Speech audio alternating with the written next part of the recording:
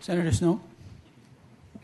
Thank you. I held some listening sessions in Maine over the recess, and many of the issues that you raised here today with respect to primary care being instrumental in improving the quality of care and lowering costs is exactly what I heard at home. And one of the issues that was raised, however, was the crisis that exists with physician shortages, particularly in primary care. Americans lack access. Almost a third of Americans of working age lack access to primary care providers. 70%, I was told, of healthcare needs can be met in primary care, and yet we have a lack of primary care providers across the spectrum.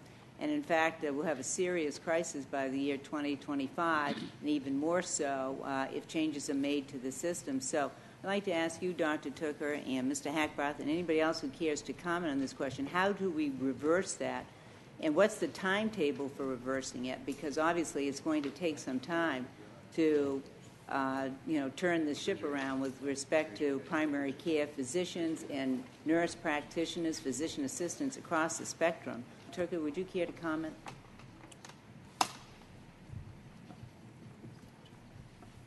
I'd be delighted. Thank you, Senator Snowe, and thank you, Chairman Baucus and the ranking member for this opportunity.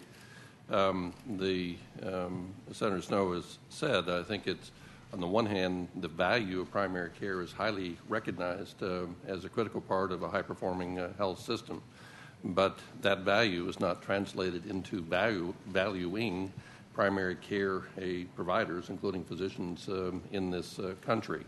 The disparity in payment across specialties of primary care compared to other specialties is wide.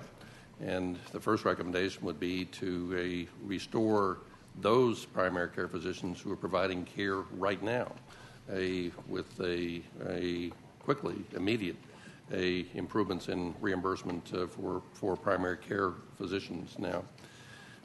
Related to that, though, and I think a critical part of this notion of the funding for primary care, including new models of care such as the patient-centered medical home, is funding the infrastructure to provide the care that these patients need. As Glenn Steele has said, that Geisinger helped to reform primary care at Geisinger both by improving the compensation for primary care physicians so that they do not have difficulty recruiting primary care physicians to those practices, but also in providing the infrastructure for those physicians and the team-based care that they provide to be able to provide the care. For example, care coordination.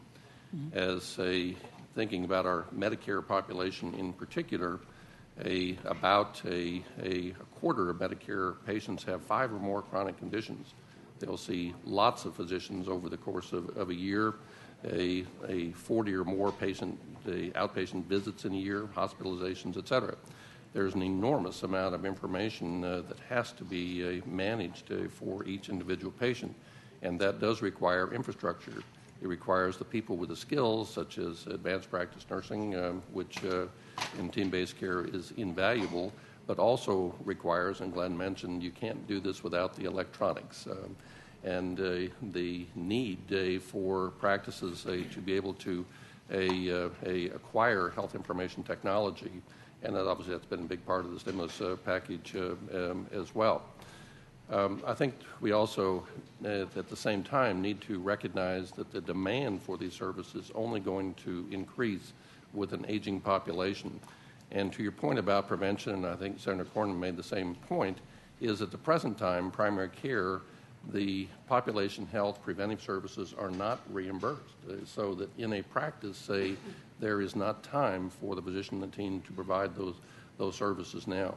In a medical home model with team-based care, with adequate compensation for the care coordination, those savings, but this would have to be a long-term proposition.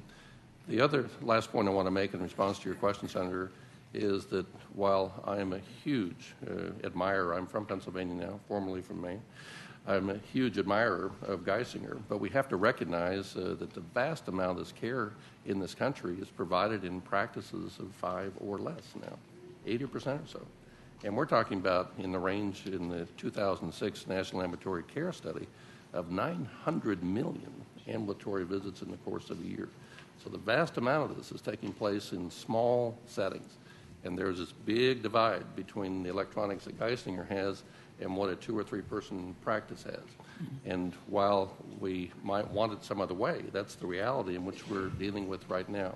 So I think there has to be a frank recognition of the fragmentation of healthcare in this country, and Maine is a good example of that right now. On the other hand, Maine is also leading in the sense of innovation of developing primary care medical school with Tufts to try to solve some of these problems that you were talking about. Thank you. Mr. Hackbach? 2 quick additional points, Senator Snowe. In addition to the medical home, MedPAC has recommended that Congress provide for a bonus payment, basically, for clinicians that are focused on primary care practice. So this is an additional payment on top of the standard fee-for-service payment that would go to clinicians that are in certain specialties and through their pattern of practice demonstrate a commitment to primary care.